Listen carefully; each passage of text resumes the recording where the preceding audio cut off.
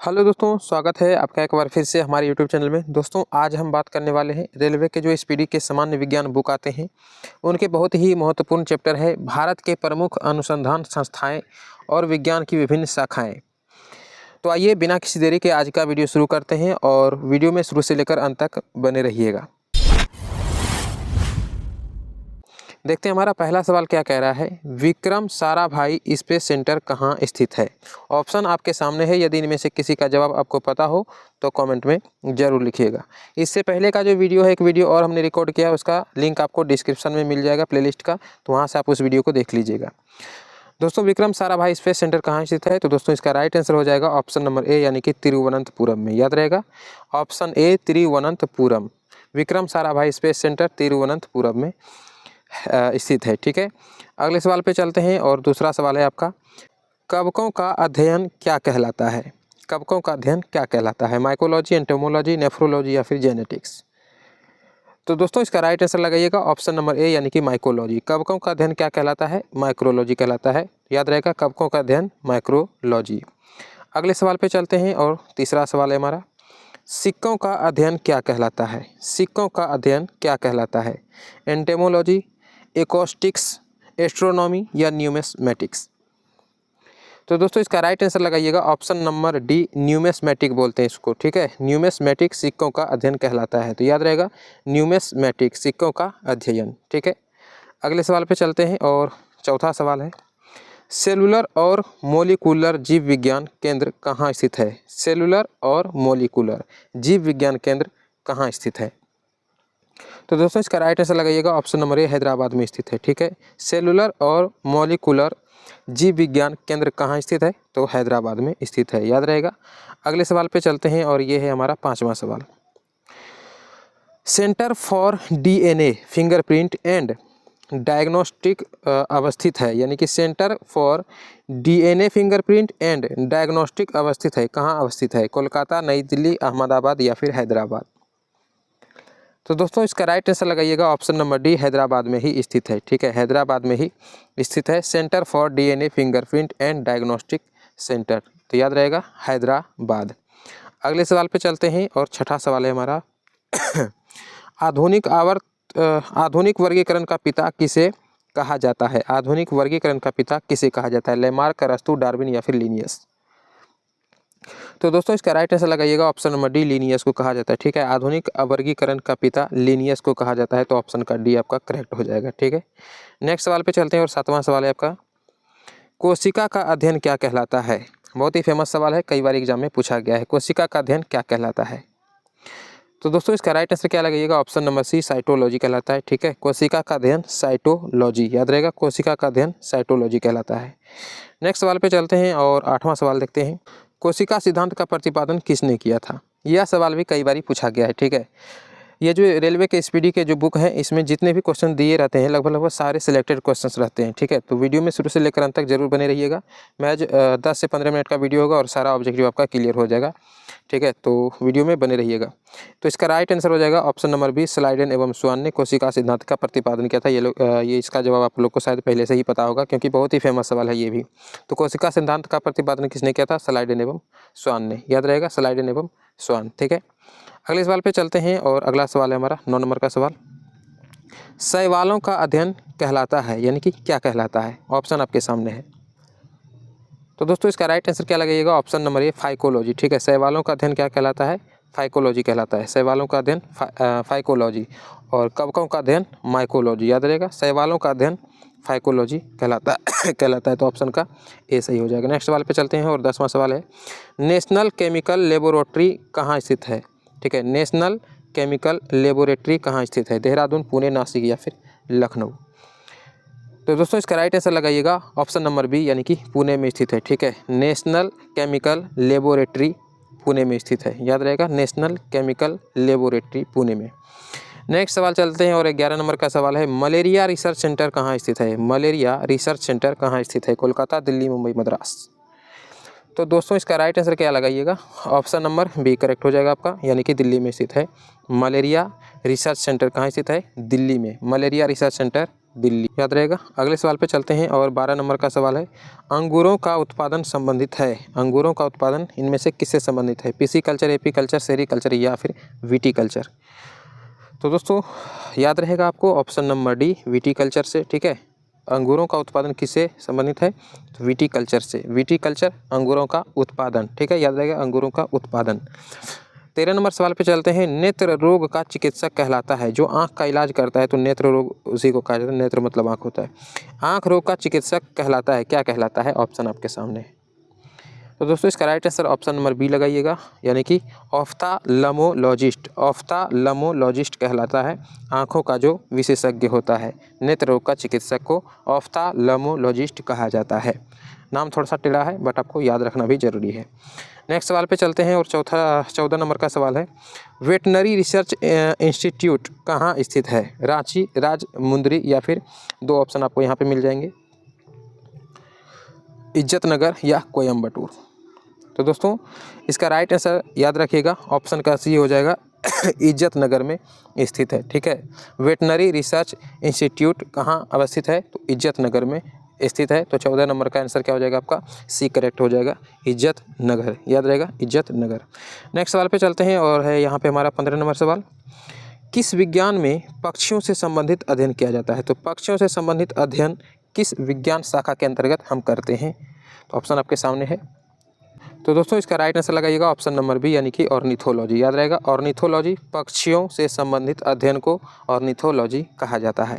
Next सवाल चलते हैं और 16 नंबर का सवाल है, प्लाज्मा अनुसंधान संस्थान कहाँ स्थित है, प्लाज्मा अनुसंधान संस्थान धनबाद, वाराणसी, जलगोड़ा या फिर गांधीनगर।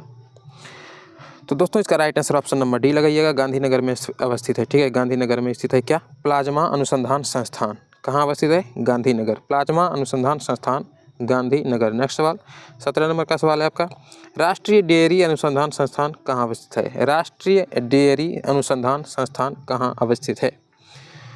तो दोस्तों इसका राइट आंसर लगाइएगा ऑप्शन नंबर ए, यानी कि करनाल, याद रहेगा करनाल, हरियाणा में पड़ता है, ये हरियाणा का एक जगह है करनाल।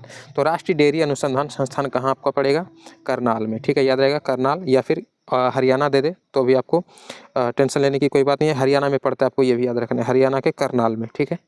नेक्स्ट सवाल पे चलते हैं और 18 नंबर का सवाल है, वायरस का अध्ययन क्या कहलाता है, वायरस का अध्ययन।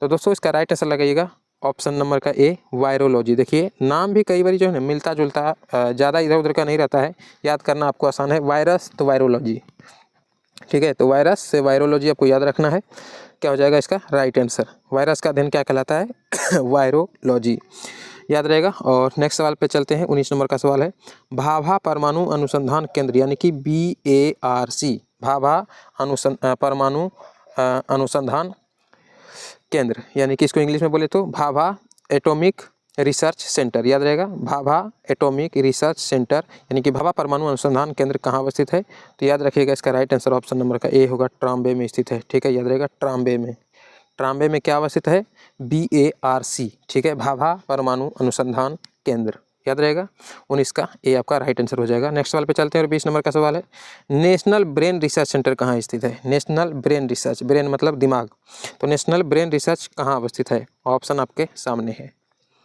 तो दोस्तों इसका राइट आंसर लगाइएगा ऑप्शन नंबर का बी, यानी कि गुड़गांव में, याद रहेगा गुड़गांव में, हरियाणा का ही एक जगह है गुड़गांव। तो नेशनल ब्रेन रिसर्च सेंटर कहाँ अवस्थित है, गुड़गांव में, तो याद रहेगा। नेक्स्ट सवाल पे चलते हैं और 21 नंबर का सवाल है, जीवों में पाया जाने वाला रोगों का अध्ययन कहलाता है, यानी कि कोई भी जीव जंतु होता है उसमें पाया जाने वाला जो हम रोग का अध्ययन करते हैं किस वैज्ञानिक यानी कि विज्ञान के शाखा के अंतर्गत हम करते हैं।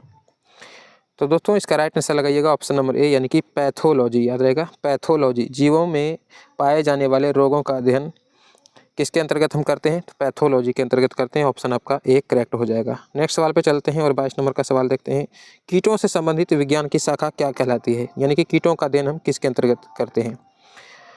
तो दोस्तों इसका राइट आंसर ऑप्शन ए हो जाएगा एंटोमोलॉजी, कीटों का अध्ययन का एक वैज्ञानिक जो है क्या है, विज्ञान का एक शाखा है। कीटों से संबंधित विज्ञान की शाखा क्या कहलाएगी, एंटेमोलॉजी। एंट माने चींटी होता है, इससे अभी याद रख सकते हैं। एंट माने क्या होता है, एंट माने चींटी होता है ना, तो उस तरह से भी आप याद रख सकते हैं। एंट मतलब चींटी, तो चींटी क्या है कि कीट पतंग होता है ना, छोटा छोटा जो कीड़ा वगैरह होता है उसी को कीट पतंग बोला जाता है। तो कीटों से संबंधित कोई भी विज्ञान की शाखा क्या कहलाएगा, हम क्या कहेंगे, हम उसको एंटोमोलॉजी। एंट माने चींटी, इस तरीके से आप याद रख सकते हैं। नेक्स्ट सवाल है आपका 23 नंबर का सवाल, जीव विज्ञान शब्द का प्रयोग सर्वप्रथम किसने किया। बहुत ही मस्त सवाल है, यह भी कई बार पूछा गया है। तो दोस्तों इसका राइट आंसर क्या लगाइएगा, ऑप्शन नंबर बी, यानी कि लैमार्क एवं ट्रेविरेनस। ठीक है, जीव विज्ञान देख करके आप कभी भी अरस्तु नहीं लगा दीजिएगा, सवाल को पहले पूरा पढ़िएगा। यहाँ पे क्या कहा गया है, सवाल में कहा जा रहा है कि जीव विज्ञान शब्द का प्रयोग सबसे पहले, यानी शब्द का प्रयोग सबसे पहले किसने किया। जीव विज्ञान का अगर पिता कहा जाए तो अरस्तु है, ठीक है, तब क्या हो जाएगा, अरस्तु हो जाएगा। लेकिन यहाँ पे अरस्तु आंसर आपको नहीं लगाना है, पूछा जा रहा है जीव विज्ञान शब्द का सर्वप्रथम प्रयोग किसने किया, तो लैमार्क एवं ट्रेविरेनस ने किया है। ठीक है, उम्मीद है आपको याद हो रहा होगा। और नेक्स्ट सवाल चलते हैं, 24 नंबर सवाल देखते हैं, चिकित्सा शास्त्र का जनक किसे कहा जाता है। चिकित्सा शास्त्र का जनक किसे कहा जाता है। तो दोस्तों इसका राइट आंसर क्या लगाइएगा, ऑप्शन नंबर बी, यानी कि हिप्पोक्रेटस। हिप्पोक्रेटस को चिकित्सा शास्त्र का जनक, यानी कि पिता जो भी कह लीजिए आप, चिकित्सा शास्त्र का जनक किसे कहा जाएगा, हिप्पोक्रेटस। हिप्पोक्रेटस याद रहेगा। नेक्स्ट सवाल पे चलते हैं, और 25 नंबर का सवाल है, ट्यूबरकुलोसिस रिसर्च सेंटर कहाँ अवस्थित है। ट्यूबरकुलोसिस, चंडीगढ़, कोलकाता, चेन्नई या फिर दिल्ली। तो दोस्तों इसका राइट आंसर लगाइएगा ऑप्शन नंबर सी, यानी कि चेन्नई में अवस्थित है। ठीक है, ट्यूबरकुलोसिस रिसर्च सेंटर कहाँ अवस्थित है, चेन्नई में। तो आपका ऑप्शन सी करेक्ट हो जाएगा। ट्यूबरकुलोसिस रिसर्च सेंटर कहाँ अवस्थित है, चेन्नई में। नेक्स्ट सवाल चलते हैं, और 26 नंबर का सवाल है, सेंटर फॉर एडवांस टेक्नोलॉजी, यानी कि CAT, centre for advance technology कहाँ पे स्थित है। तो ऑप्शन आपके सामने इंदौर, मसूरी, देहरादून या फिर नैनीताल। तो दोस्तों इसका right answer option number A लगाइएगा, इंदौर में स्थित है। ठीक है, centre for advance technology, CAT, cat याद रखिएगा। सेंटर फॉर एडवांस टेक्नोलॉजी कहाँ स्थित है, इंदौर में। आपका ए जो है ऑप्शन करेक्ट हो जाएगा। नेक्स्ट सवाल है आपका 27 नंबर का सवाल, मधुमक्खी पालन संबंधित है सेरीकल्चर से, एपीकल्चर से, या फिर ऊपर में दो ऑप्शन है आपको, हॉर्टिकल्चर से या फिर एकॉस्टिक्स से। तो ऑप्शन इन्हीं दोनों में से सही है। राइट आंसर याद रखिएगा, मधुमक्खी पालन एपीकल्चर से संबंध रखता है। ठीक है, मधुमक्खी पालन संबंधित है एपीकल्चर से, तो आपका ऑप्शन बी करेक्ट हो जाएगा, याद रहेगा। मधुमक्खी पालन ऑप्शन बी करेक्ट होगा, एपीकल्चर याद रहेगा। नेक्स्ट सवाल पे चलते हैं, भूकंपों का अध्ययन कहलाता है। भूकंपों का अध्ययन क्या कहलाता है। ऑप्शन पहले ध्यान से पढ़िएगा, उसके बाद आप जवाब दीजिएगा। तो दोस्तों इसका राइट आंसर होगा ऑप्शन नंबर बी, सिस्मोलॉजी। ठीक है, भूकंपों का अध्ययन क्या कहलाता है, सिस्मोलॉजी। ऑप्शन का जो है बी करेक्ट होगा आपका। यहाँ पे देखिए ऑप्शन ए में दिया हुआ है सिस्मोग्राफ, लेकिन ये सिस्मोग्राफ भूकंप की तीव्रता को नापने वाला यंत्र है। ठीक है, उसके अध्ययन को हम सिस्मोलॉजी कहते हैं। यहाँ पे लॉजी शब्द लगा हुआ है। ठीक है, याद रहेगा, सिस्मोलॉजी। सिस्मोग्राफ एक यंत्र है, ये इसका जवाब नहीं होगा। भूकंप की अगर तीव्रता नापने के यंत्र बोला जाए तो रिक्टर स्केल होता है और एक सिस्मोग्राफ होता है, तो ये होता है। लेकिन यहाँ पे पूछा गया भूकंपों का अध्ययन, तो सिस्मोलॉजी ऑप्शन बी करेक्ट हो जाएगा आपका। नेक्स्ट सवाल है आपका 29 नंबर सवाल, आधुनिक वनस्पति विज्ञान का जनक किसे कहा जाता है। आधुनिक वनस्पति विज्ञान का जनक किसे कहा जाता है।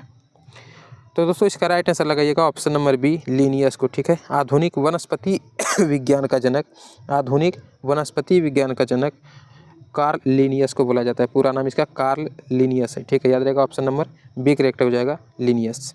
नेक्स्ट सवाल पे चलते हैं, और 30 नंबर का सवाल है, जंतु विज्ञान का जनक किसे कहा जाता है। जंतु विज्ञान, ठीक है, जंतु विज्ञान यानी कि जीव जंतु जो होता है उसके जनक किसे कहते हैं। ऑप्शन आपके सामने है, राइट आंसर आपको लगाना है ऑप्शन नंबर ए, अरस्तु याद रहेगा।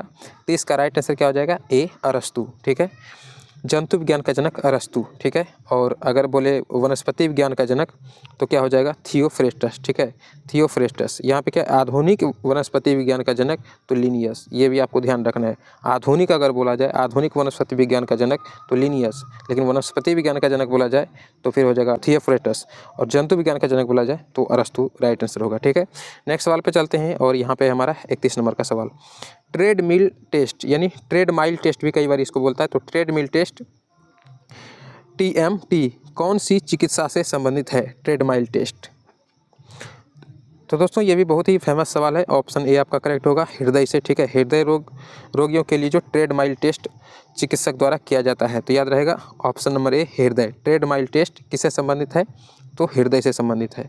नेक्स्ट सवाल पे चलते हैं और 32 नंबर का सवाल है आपका, होमो सेपियंस किसका वैज्ञानिक नाम है। कई चीज़ों का वैज्ञानिक नाम होता है, जैसे कि गेहूँ हो गया उसका वैज्ञानिक नाम अलग होता है, फूल में जैसे कि सूरजमुखी हो गया फूल, उसका वैज्ञानिक नाम, कई चीज़ों का अलग अलग वैज्ञानिक नाम होता है, जैसे कुत्ता हो गया उसका वैज्ञानिक नाम अलग है। तो इस प्रकार से बोल रहा है होमो सेपियंस जो है यह किसका वैज्ञानिक नाम है, बाघ, मेढक, मनुष्य या फिर गुलाब। तो दोस्तों इसका राइट आंसर लगाइएगा ऑप्शन नंबर सी, सबको पता होगा मेरे ख्याल से। तो राइट आंसर होगा ऑप्शन नंबर सी, होमो सेपियंस जो है मनुष्य का वैज्ञानिक नाम है। ठीक है, मनुष्य का वैज्ञानिक नाम होमो सेपियंस।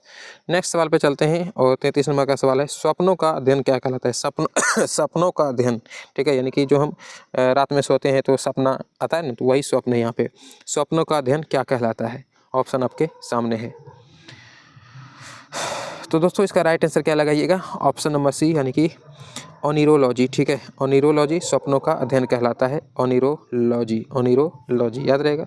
नेक्स्ट सवाल पे चलते हैं और 34 नंबर का सवाल है, केंद्रीय वनस्पति अनुसंधान संस्थान कहाँ अवस्थित है। केंद्रीय वनस्पति अनुसंधान संस्थान कहाँ अवस्थित है, लखनऊ, गुड़गांव, खड़गवासला या फिर मुंबई। तो दोस्तों इसका राइट आंसर क्या लगाइएगा, ऑप्शन नंबर ए, यानी कि लखनऊ याद रहेगा। ऑप्शन नंबर ए लखनऊ में स्थित है क्या, केंद्रीय वनस्पति अनुसंधान संस्थान। केंद्रीय वनस्पति अनुसंधान संस्थान लखनऊ में स्थित है, याद रहेगा। नेक्स्ट सवाल पे चलते हैं और 35 नंबर का सवाल है, फलों का अध्ययन कहलाता है। फलों का अध्ययन क्या कहलाता है, बहुत ही फेमस सवाल है, पोमोलॉजी कहलाता है, याद रहेगा आपको। ऑप्शन नंबर ए फलों का अध्ययन पोमोलॉजी। पोमोलॉजी क्या होगा, पोमोलॉजी, फलों का अध्ययन पोमोलॉजी याद रहेगा, पोमोलॉजी फलों का अध्ययन। नेक्स्ट सवाल पे चलते हैं और 36 नंबर का सवाल है आपका, मानव विकास का अध्ययन क्या कहलाता है। मानव विकास का अध्ययन क्या कहलाता है। तो दोस्तों इसका राइट आंसर क्या लगाइएगा, ऑप्शन नंबर बी, यानी कि एंथ्रोपोलॉजी याद रहेगा, एंथ्रोपोलॉजी, मानव विकास का अध्ययन एंथ्रोपोलॉजी, एंथ्रोपोलॉजी। उम्मीद है आपको याद हो रहा होगा। नेक्स्ट सवाल पे चलते हैं और 37 नंबर का सवाल है, ऑस्टियोलॉजी। ठीक है, ऑस्टियोलॉजी किसका अध्ययन है। ऑस्टियोलॉजी में हम किस चीज़ का अध्ययन करते हैं, कोशिकीय संरचना का करते हैं, आँख का करते हैं, नाक का करते हैं या फिर अस्थियों का करते हैं। तो आपको शब्द से ही पता चल रहा होगा, ऑस्टियो मतलब क्या, अस्थि यानी कि हड्डी। तो ऑप्शन आपका डी करेक्ट हो जाएगा। ऑस्टियोलॉजी में किसका अध्ययन करते हैं, अस्थियों का अध्ययन करते हैं। नेक्स्ट सवाल पे चलते हैं और 38 नंबर का सवाल है हमारा, केंद्रीय औषधि अनुसंधान संस्थान कहाँ अवस्थित है। केंद्रीय औषधि अनुसंधान संस्थान कहाँ अवस्थित है, लखनऊ, गुड़गांव, खड़गवासला या फिर मुंबई। तो दोस्तों इसका राइट आंसर लगाइएगा ऑप्शन नंबर ए, लखनऊ में। ठीक है, केंद्रीय औषधि अनुसंधान संस्थान लखनऊ में स्थित है। केंद्रीय औषधि अनुसंधान संस्थान लखनऊ में स्थित है, याद रहेगा, केंद्रीय औषधि अनुसंधान संस्थान लखनऊ। इससे पहले हम 34 नंबर का सवाल देखे थे, केंद्रीय वनस्पति अनुसंधान संस्थान, तो वो भी लखनऊ में स्थित है। उम्मीद है याद हो रहा होगा आपको। और अब बहुत ही कम सवाल बचा है। नेक्स्ट सवाल है आपका 39 नंबर सवाल, केंद्रीय चावल अनुसंधान संस्थान कहाँ अवस्थित है। तो चावल से आपको सिर्फ याद रखना है, केंद्रीय चावल अनुसंधान संस्थान कहाँ है, कटक यानी कि उड़ीसा में। ऑप्शन आपका सी करेक्ट होगा, याद रहेगा। 39 का राइट आंसर हो जाएगा सी, कटक यानी कि उड़ीसा में। उड़ीसा में एक जगह पड़ता है कटक, वहीं पे है केंद्रीय चावल अनुसंधान संस्थान। तो ऑप्शन आपका सी करेक्ट हो जाएगा। नेक्स्ट सवाल पे चलते हैं और 40 नंबर का सवाल है, लास्ट सवाल है, कीटों का अध्ययन कहलाता है। कीटों का अध्ययन, शायद ये क्वेश्चन 2 बार रिपीट हो गया है ना, कोई दिक्कत नहीं है। कीटों का अध्ययन क्या कहलाता है, काउंट करना है आपको। तो इसका जवाब आप कमेंट में बता दीजिएगा, पीछे हमने वीडियो में बता भी दिया है। तो राइट आंसर आप कमेंट कर दीजिएगा, ठीक है। तो उम्मीद है दोस्तों वीडियो आज का आपको पसंद आया होगा, और अगर वीडियो पसंद आई हो तो एक लाइक कीजिएगा। चैनल पर नए तो सब्सक्राइब कर लीजिएगा। डेली हम इस तरह का वीडियो अपलोड करते हैं तो नोटिफिकेशन आप तक जाएगा और आपको कुछ जानकारी मिलेगा। यदि आप किसी कंपटीशन की तैयारी वगैरह कर रहे हैं तो अपने दोस्तों के बीच भी इस वीडियो को शेयर कर दीजिएगा। मिलते हैं आपसे नेक्स्ट वीडियो में, तब तक के लिए जय हिंद।